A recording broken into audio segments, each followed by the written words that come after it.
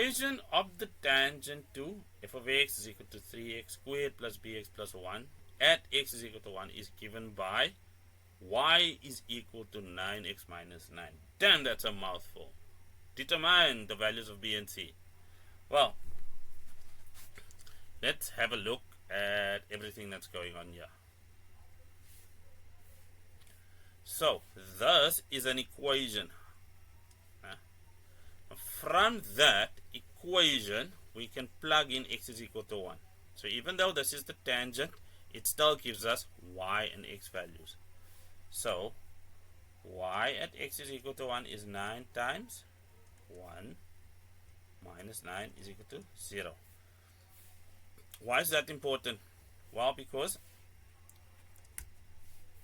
this point of contact, 1 and 0, is valid for f of x as well. So we can say, therefore, f of 1 is equal to 0. What does that mean?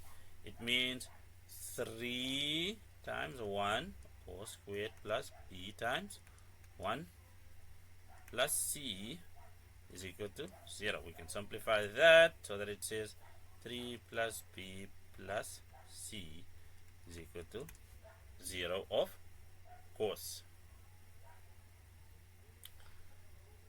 Now,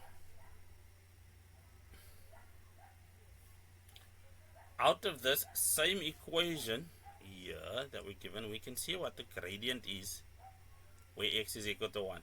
So if we take a derivative over here and then we plug in 1, we know that the answer is 9. Remember, that's in the form y is equal to mx plus c, and that gradient needs to come from somewhere.